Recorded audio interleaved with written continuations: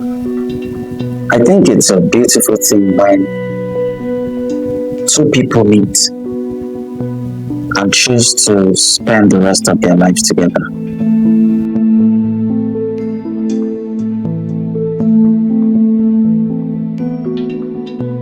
I think it's beautiful because I believe that we are all souls here on earth on a sojourn. Obviously, life doesn't end here.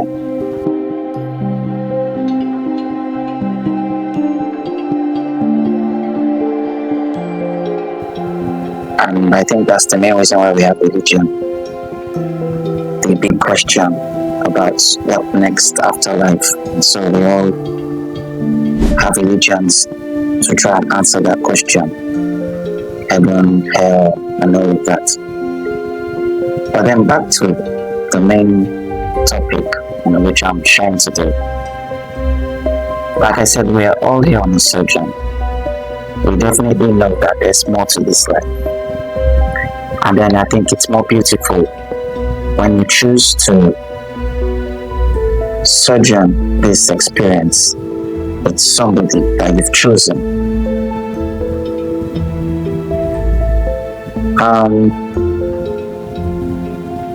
It's especially beautiful when you make this choice without any coercion, without any external influence or factors. What do I mean by this? We have society, and society more or less defines almost everything that we are forced to conform with or conform to as individuals. Most of us are a shadow of ourselves because we are conforming to society. And so when two people choose to be together, to spend their life together, to experience this life together, to sojourn this path together, it's beautiful without external influence.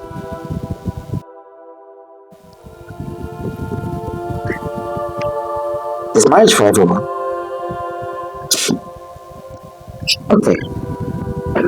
Look at my 5 fingers. Yoruba have a proverb, Ikawodogba. I hope I got the pronunciation right, but the meaning of that is that 5 fingers, all 5 fingers are not equal. Look around you, look at people around you. Some people are short, some people are tall, some people are fat, some people are skinny, some people have a loud voice, some people have deep voices. That's what makes this life beautiful. The variety. But then humans have this deception. We like to define things in a common box and label it. Is marriage for everyone? Okay, I'd like to cite a story from a very old book of ages. This vlog is not spiritual, it's not religious. Let me use the word religious. So I'm not going to mention names and all of that, religious and all of that, but I will make reference to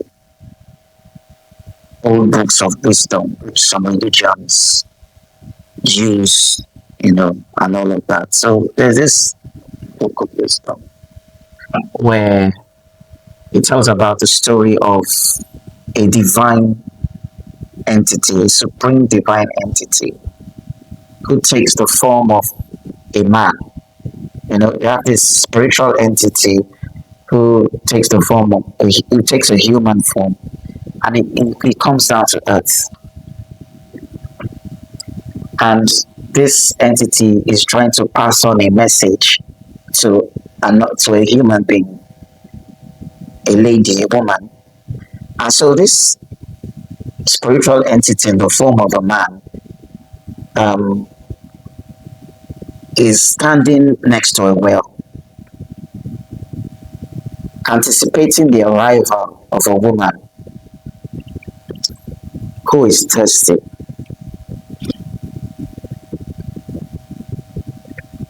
And so this woman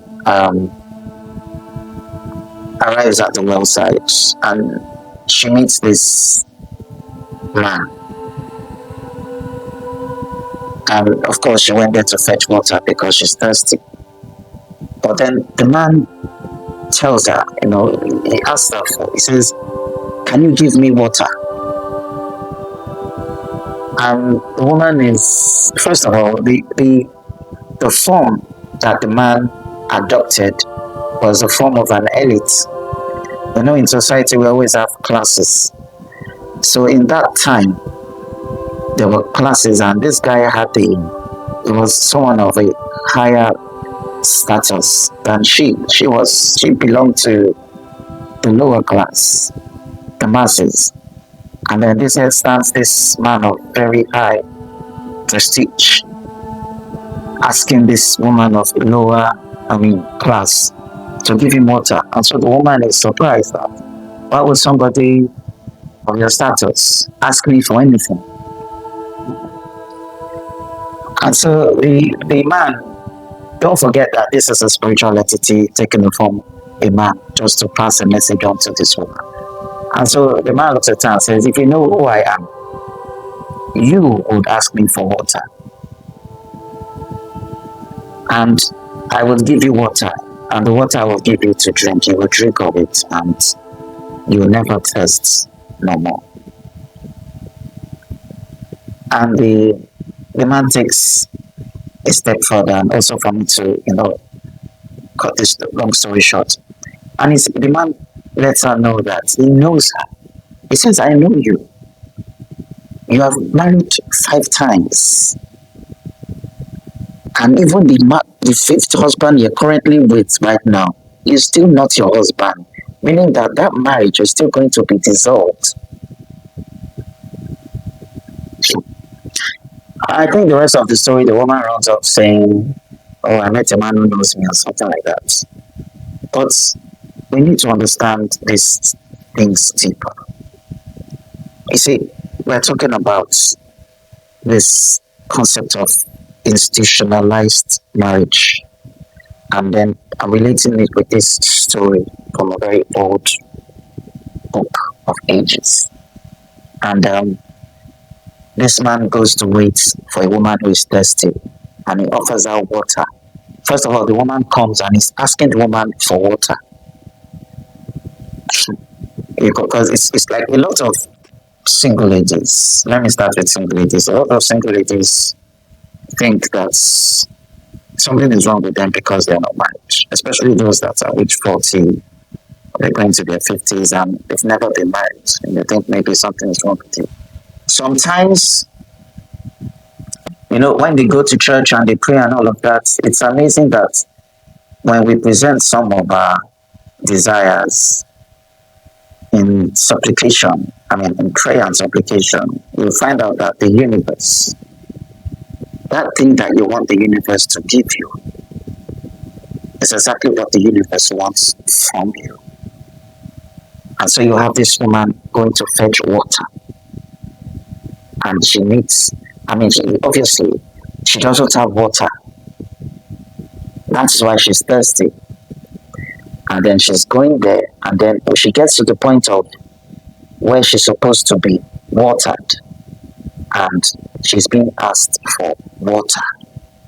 Because most times, what you are asking the universe to give you is what the universe wants from you.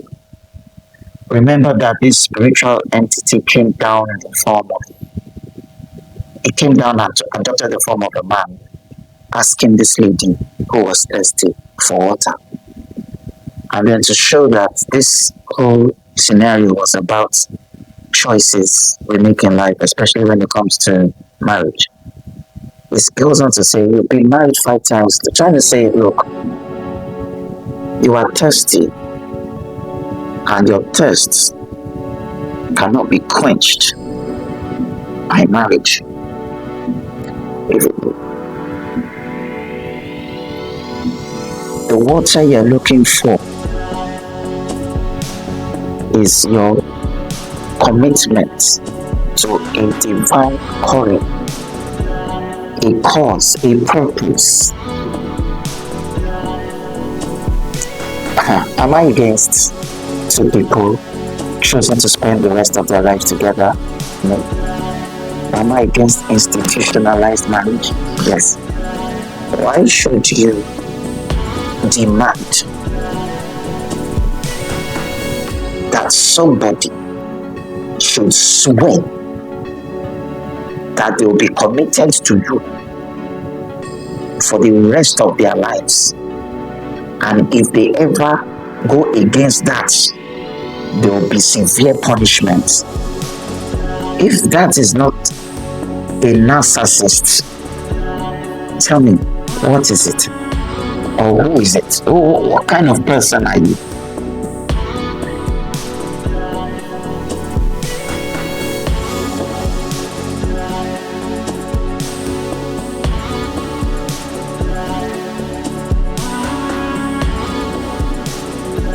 Come into my world, the most vlog.